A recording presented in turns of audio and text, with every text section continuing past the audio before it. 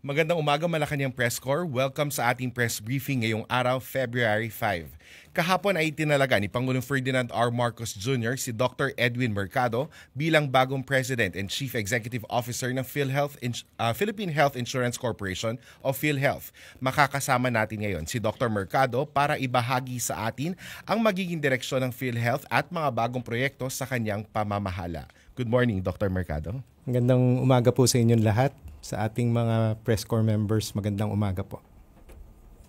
Sir, maybe ask for a short opening statement from you. So, una po, nagpapasalamat ako sa tiwalang binigay ng ating presidente. Napakalaki pong challenge itong aking hinaharap. Ako po ay isang manggagamot. So, sanay po ako na maramdaman yung mga hinaing ng ating mga pasyente. Yung word nga po na ginagamit namin o ginagamit ng mga pasyente ay, Doc, halos isang poste ho dito sa ospital nyo, ako na may-ari. So, ganun yung laki ng inilalabas na pera ng mga pasyente natin. So, ako ay bilang manggagamot, parang tinitingnan ko rin po ang PhilHealth na may sakit. At inaalam ko rin po ano yung lunas. So, yun po yung aking unang kailangan gawin. Aralin pong mabuti kung ano po yung mga prosesong kailangan baguhin para po yung directive po ng ating presidente, mahal na presidente, na tuloy-tuloy ang serbisyo at palalawigin pa natin yung benepisyo. Thank you, Dr. Mercado. We're now opening the floor for questions. Leth Pinales. Narciso. DZRH. Good morning, Doc. Doon po sa sinasabi ninyong nakikita ninyong mga sakit ng PhilHealth, ano po yung prioridad na nakikita ninyong kailangang solusyonan, gamutin? Salamat po sa tanong. Una po ay titingnan natin yung proseso na kung tawagin ay efficiency. Dahil mukhang sa ngayon po meron pa tayong pwedeng i-plug na mga leaks o yung sinasabi pong wastage. So yung proseso po, for example, ng pagre-recording po ng mga financial reports, isa-standardize po natin para kapag naglalabas po ng regular na financial reports ay hindi po pabago-bago. Mahirap po mag-analyze kapag ang financial reports, iba ho yung definition. Meron naman pong standard accounting definitions yan. So yun po yung una naming i-define para yung reporting po ay malinis at transparent. Yun po yung sinasabi ni Presidente na problema sa PhilHealth, na yung mabagal na serbisyo at actually hindi yung pondo kasi ang naging issue po ngayon yung subsidy, hindi binigyan ng subsidy. So paano nyo po yun tutugunan? So yung kaakibat ng efficiency kasi kung ano man yung makukuha natin from the wastage, yun yung gagamitin nating pagpalawig ng benepisyo. Isa pa dyan, yung tinatawag na computerization ng ating sistema. Kasi yung pag naipata sa tupad namin yung digitization, ay magagawa rin natin na yung mga claims ay mapa-flag din yung mga claims na maaring sumosobra o yung maaring kung tawagin ay may halong katakataka kung bakit ganong kalaki yung mga claims nila. So, aayusin din natin yung pagtatag nun through digitization. Maricel Halili, News 5. Sir, magandang umaga po. Magandang umaga, Sir, may we know kung sino po ang kumausap sa inyo? Kailan po kayo kinausap para kunin tong posisyon ng PhilHealth?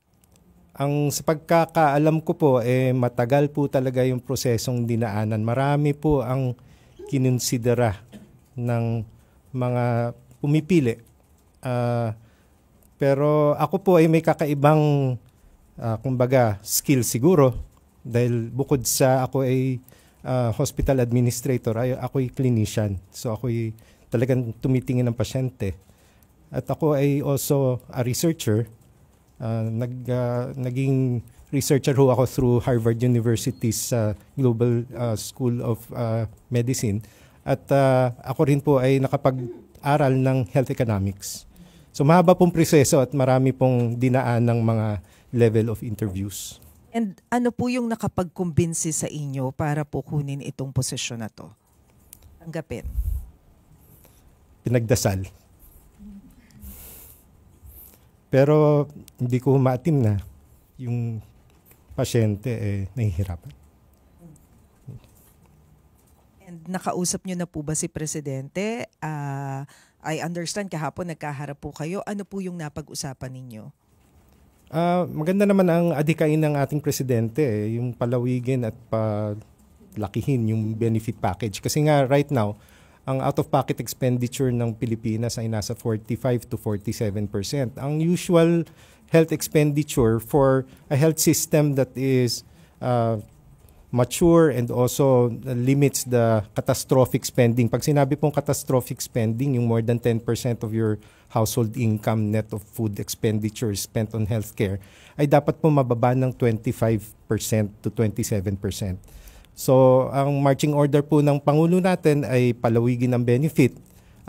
Kapag may datos na po tayo kung magkano po talaga yung gagastusin para i-maintain yung level of care, ay mas madali po nating palagay ko maididepensa yung mga susunod na budget.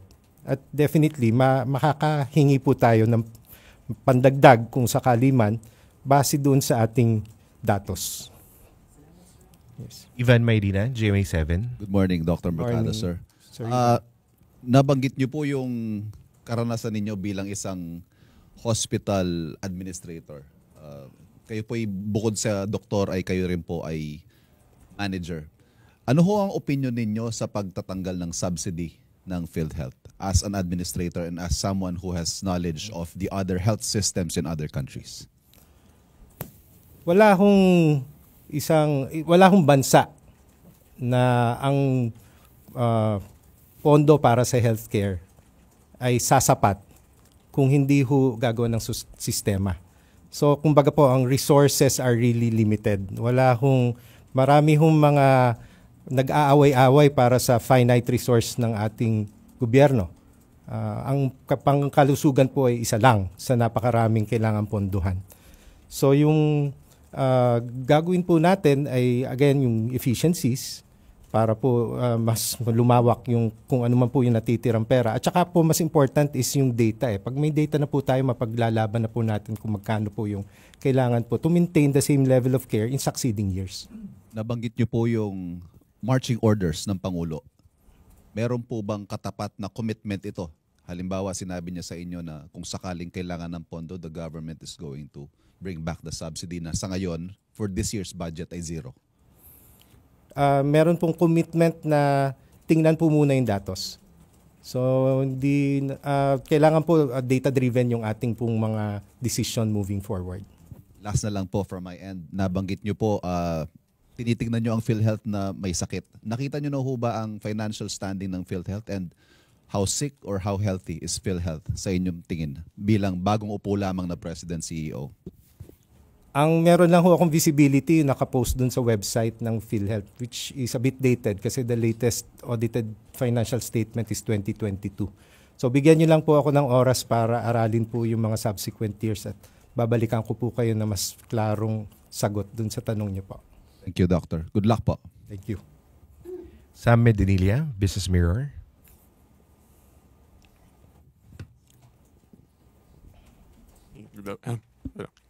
Good afternoon, sir. Good morning, sir. Good morning po. Bali, sir, i-clarify ko lang po, hindi pa po nila alam kung ano po yung current na financial statement ng PhilHealth.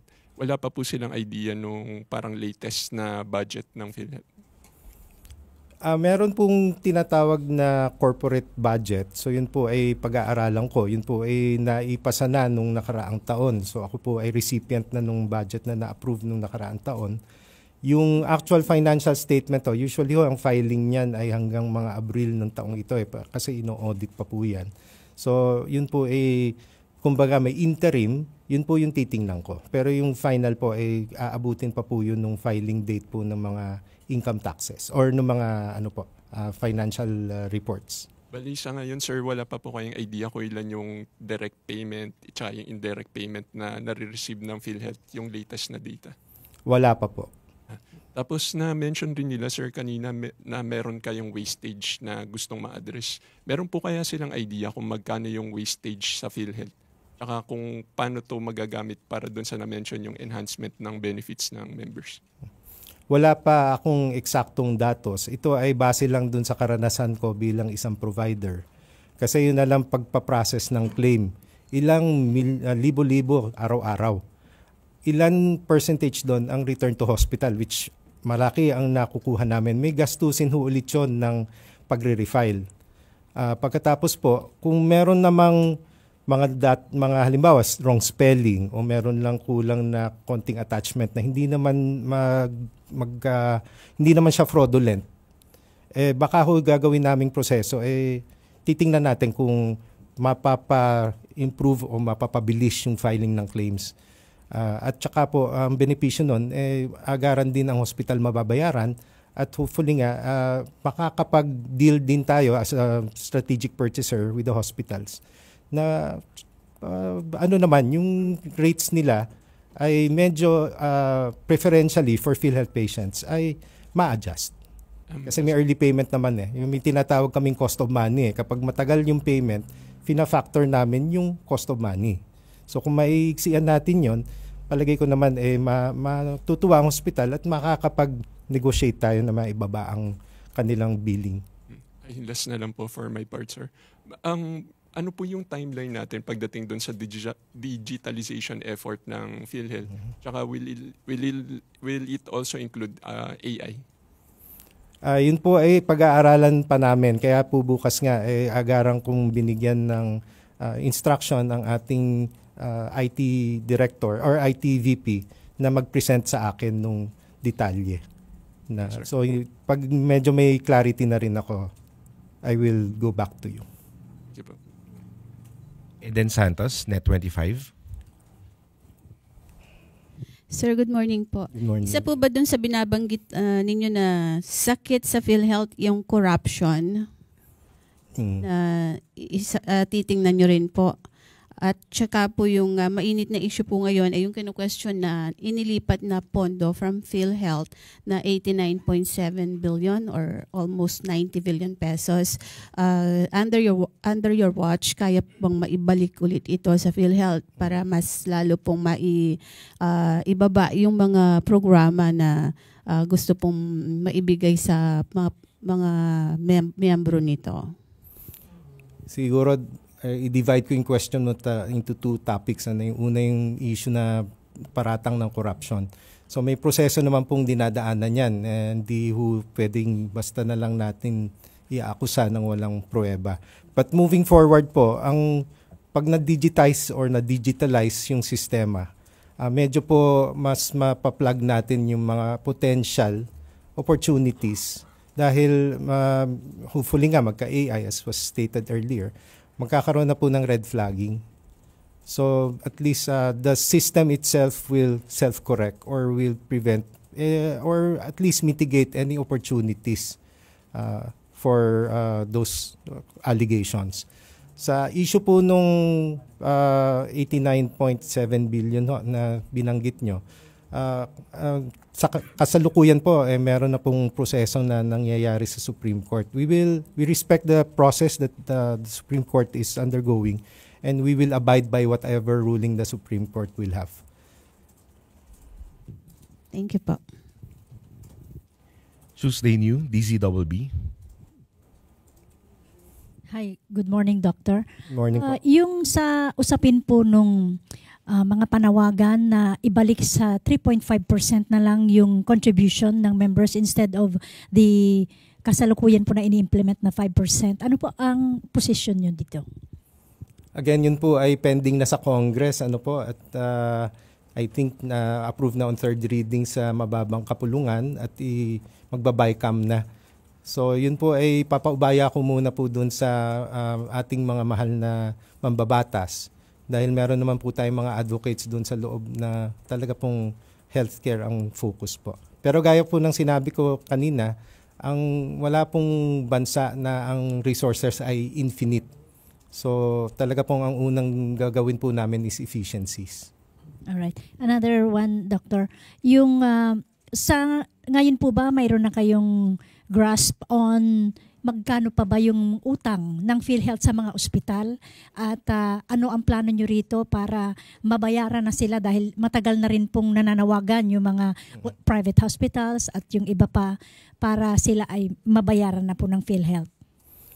Gaya po na nabanggit ko kanina, ang una po naming tututukan na ano ho ba yung pinaka-reason bakit na-return to hospital at ano ho yung reason bakit bumabagal yung claims processing.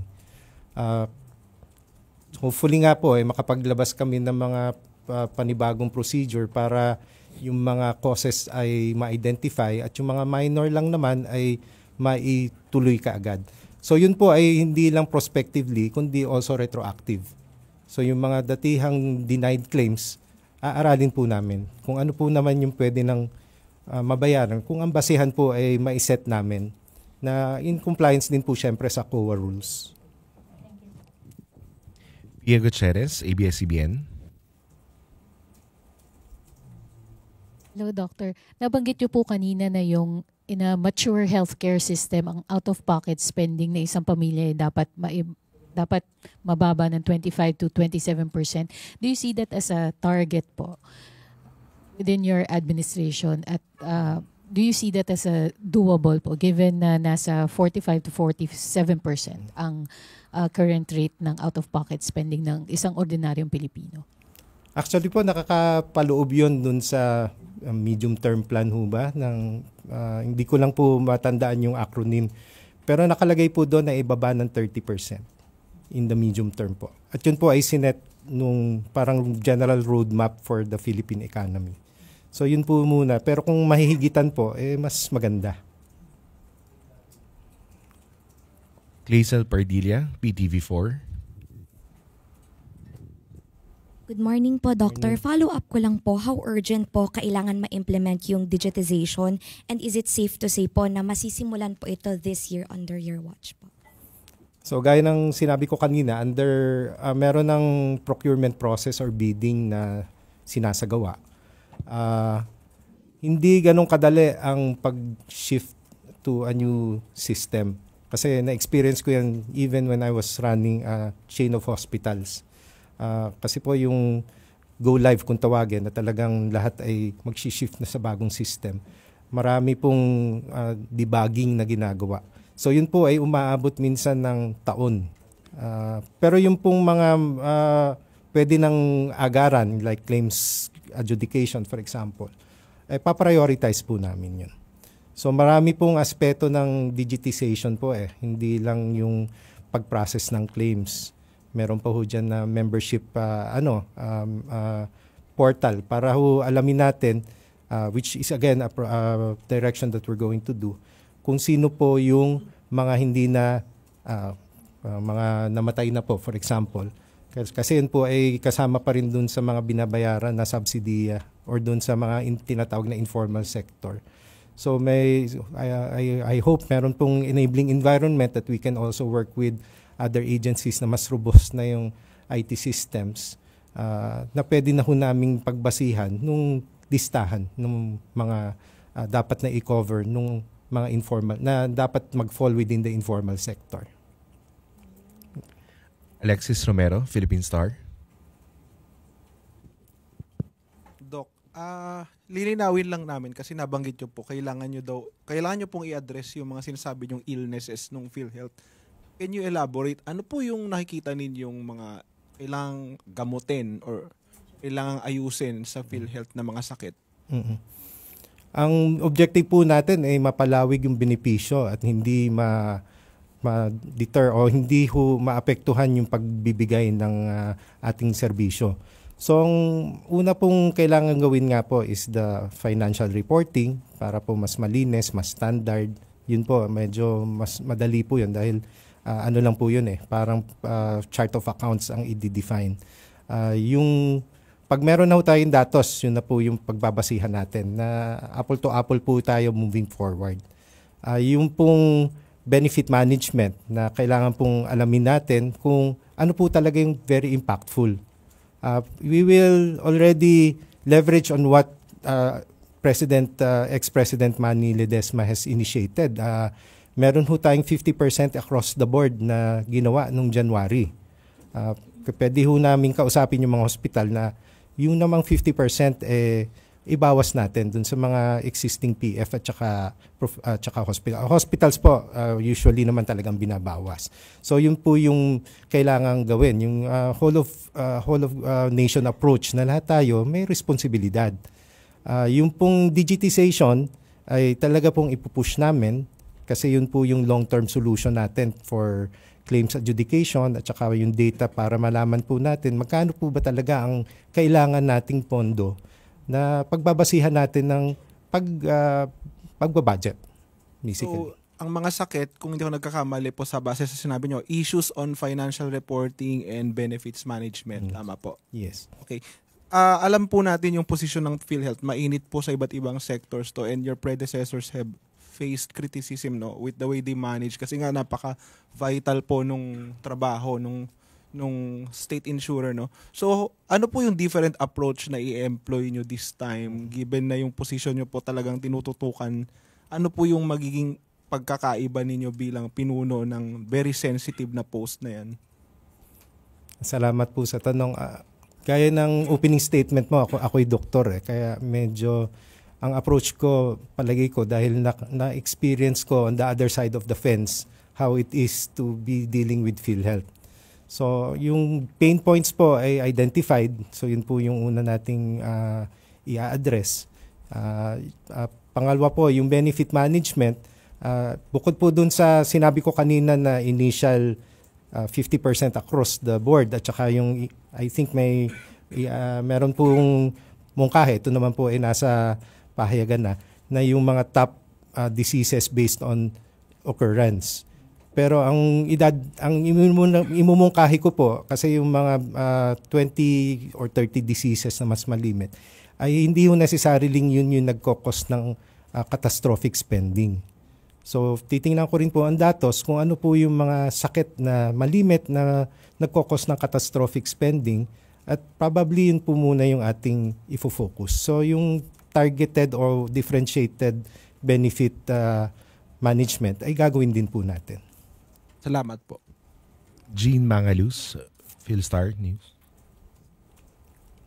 Good morning, Doc. Good morning during po. the Supreme Court oral arguments yesterday regarding the PhilHealth transfer, one justice noted that PhilHealth, prior to your term, prioritized investment over expanding the benefits. So what's your priority? Can we expect that under your term, wala nang reserve funds or hindi na ganun kalaki yung reserve funds ng PhilHealth? Palagay po, again, may ongoing case sa Supreme Court and we will just abide by their rules and their decisions. Pero for now po, ang unang nasa priority areas ko rin po is actuary. So, kailangan po ma-estimate actually. Ano ho ba talaga ang benefit cost vis-a-vis the collection? So, yung actuary po, napaka-importante nun. So, palalakasin namin yung actuarial capacity ng PhilHealth para makita rin natin kung ano po yung tamang pondo na kakailanganin. Doon po tayo magbabase ngayon and hopefully kung magkano po talaga yung reserve fund, kung magkano po yung dapat na nakapaloob doon sa benefit fund. Pero yun po iaaralin pa. So, kailangan po muna datos. Sir, pero can we expect na hindi ganun kalaki ulit yung reserve funds or are you trying to avoid that ballpark? Depende pa nga rin po dun sa datos na makukuha natin.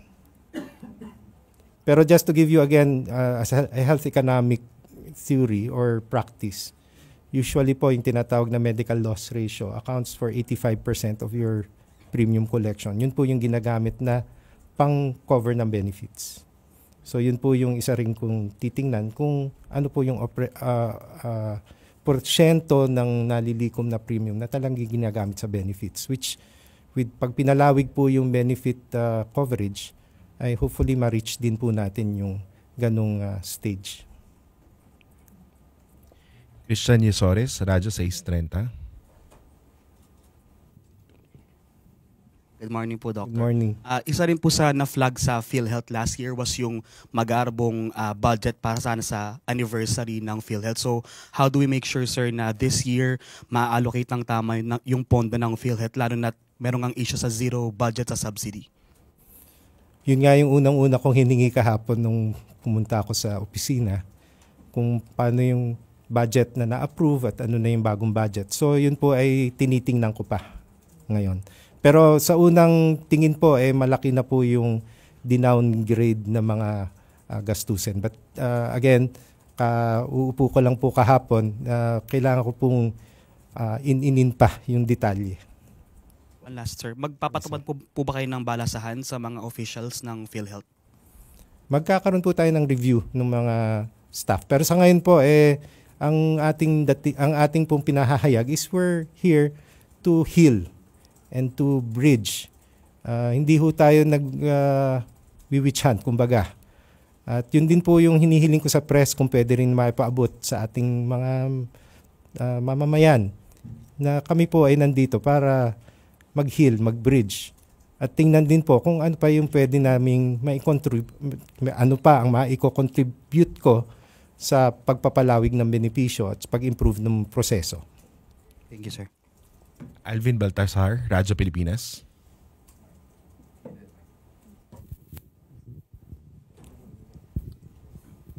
Dr. Mercado, magandang umaga po. Dr. Mercado, kanina nabanggit nyo na hindi nyo ma-attempt na merong nahihirapang mga pasyente doon sa unang bahagi ng statement nyo. Ano ba yung mga nakikita yung nagpapahirap sa mga pasyente sa tuwing may kailangan sa PhilHealth na ipaprioritize ninyo? Number one nga yung support value na tinatawag. So, again, titingnan nga namin kung ano yung pinaka-malimit na nagkukos ng catastrophic spending ng mga sakit. At titingnan namin kung magkano talaga yung actual cost nung mga sakit na yon. Kung susunod ka dun sa standard of care na tinatawag, standard of care is meron naman mga evidence-based data na nagsasabi for this certain disease, ito yung mga gagawin mo dapat na mga lab tests, ito yung mga gagawin mong procedures. Yun po muna yung aming aaralin. And then again, sa whole of nation approach, kakusapin po namin yung mga providers na ito yung standard of care, ito yung ano muna natin, pagtulungan natin as a whole of nation approach. At dahil bibilisin naman namin yung payment cycle nyo, gusto ko nga po i-incentivize yung mga nagko-comply dun sa standard of care at maganda yung outcome of treatment ay bigyan din po ng differential claims adjudication. Mas mabilis ang bayad kung ikaw ay nagko-comply dun sa standard of care. Dr. Mercado, may we know kung ano yung mga possible incentives na maibibigay doon sa mabilis mag-ano? Kanino po ibibigay? Yung incentive na binabalak ninyo, na pinaplano, anong klaseng incentive pwedeng matanggap nila? Sa mga provider at hospital, ang una nga, yung speed or ease of claims adjudication or claims payment. So yun po, kasi again, kagaya ng sinabi ko kanina, may cost of money component po ng hospital. Kapag matagal ang payment, pina-factor po yun dun sa mga bills, sa mga charges po nila. Pag ikaw ay nag-comply, ito po yung nagawa na rin naman ng mga datihang panahon. In particular under Dr. Dodo Banson, na nagkaroon po ng bench book na tinatawag at kinlassify mo niya yung hospital ayon sa degree or level of compliance dun sa standards na sinet ng PhilHealth. Yun po ay nakasaad din dun sa mga circular na bago at yun po ay mas paiigtingin pa namin. So yun po ang isa sa incentive. Bukod po dun sa, of course, kapag kayo po ay nag-comply at kayo ay center of excellence, for example, i-recognize po kayo through a very public process. Thank you po. Michelle from All TV. Good morning, sir. Good morning, Michelle. Sa inyong experience po, being a you're from private hospital po, no? Sa experience niyo po, gaano po ba katagal bago mabayaran ng PhilHealth yung mga unpaid claims? At bakit po kaya umaabot ng taon or umaabot ng bilyon yung mga unpaid claims sa hospital? Yung huling datos pong nabasa ko, naibaba na po ng 25 days yung payment cycle. Yung unpaid claims po, kalimitan ay yung sinop ng pagfa-file po ng mga hospitals. Kaya nga baka kailangang i-revisit din yung processes.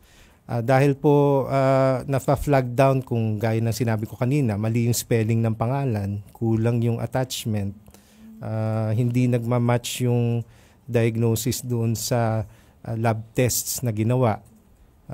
Sinop din po ng pag-fill out ng claims form. Kaya hindi naman po yun lahat ay problema dahil sa PhilHealth. Meron din pong katungkulan ang mga providers na ayusin po yung kanilang claims processing. So yun po ang kakausapin natin yung mga providers. Bali, ang pagkakaintindi ko po, one factor na nagpapadelay sa pagbabayad ng claims ng PhilHealth ay yung parang incorrect na mga documents na ipapasa sa PhilHealth. Yun po, pati yung halimbawa, pirma ng doktor, napakahirap pong habulin ng mga doktor. Yun ho ay pinipirmahan bago i-discharge ang pasyente. Titingnan po natin kung ano po yung pwedeng paraan para mabawasan natin yung mga RTH o return to hospital. Sa inyong experience po, sir, gaano po ba katagal bago mabayaran ng PhilHealth yung unpaid claims sa hospitals? Yung unpaid claims kasi iba dun sa current claims mo. Yung current claims kasi yun yung ka-file mo lang .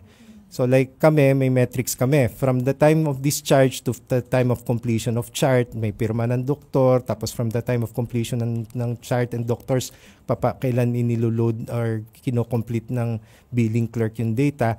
So yun po ay kailangang bantayan ng mga hospital until ma-file. So yung new claims, usually po mabilis yun. Kung wala pong rejection. Pag may rejection po, yun po yung again aaralin namin. Dahil lang RTH nga po, tumatagal. Depende po dun sa cost. Kung may kakulangan, kung may nafa-flag down na potential fraud, depende po yun. Yun po yung aaralin pa namin. Okay po. Just another concern, Doc. How do you plan to go after po yung mga employers na hindi nagre-remit ng contributions ng kanilang employees? Ito ay social contract . Kaya ang obligasyon natin lahat tayo ay mag-ambag dun sa risk pool. Wala hong police power ang PhilHealth sa pagkakaalam ko. Pero pwede hong halimbawa yung mga employer under DOLE rules kailangan hong nagre-remit yan. Mga kasambahay ho, tingin niyo ba ilang persyento po ng kasambahay ang binabayaran po nung kanilang employer ang kanilang PhilHealth. So yun po ay aapila kami doon po sa lahat ito. Dapat may partisipasyon tayo kasi pondo natin to . Sa tingin niyo po, Doc, kailangan na ng police power ng PhilHealth doon sa na yun? Go after the employers na hindi nagre-remit ng contributions? Additional power? We filed cases din. For fraudulent claims, for unpaid claims, but unremitted premiums. Pero again po kasi with the current kung lalagyan natin ng yung pinaka-important at kailangan po muna nating pag-uusapan po namin as you asked me earlier, ano bang priority nyo? Number 1, number 2, number 3, number 4. So baka po in the immediate future, yun po muna mga nabanggit ko kanina.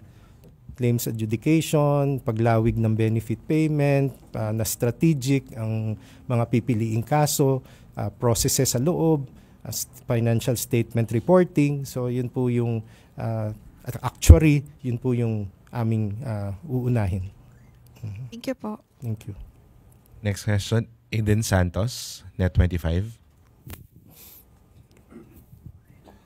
Sir, na lang po, After po ninyong tignan lahat ng mga datos, ano po, gaya ng sinabi ninyo, ikinukonsidera rin niyo po ba sa inyong palagay yung pagre-rekomenda sa Pangulo na ibalik po yung almost 90 billion pesos na itinransfer po sa National Treasury para naman magamit under your watch sa pagbibigay po ng mga health benefits at saka po mga serbisyo sa ating mga kababayan? Again po, may proseso nang nangyayari sa Supreme Court po eh. Hindi ko na po, it's an ongoing process that we respect. We will just abide to with whatever decision the Supreme Court will have. Thank you, Dr. Mercado. And that wraps up our press briefing this morning. Again, thank you very much, PhilHealth President and CEO Salamat din po. Edwin Salamat. Mercado. Thank you, Malacanang Press Corps, and good morning.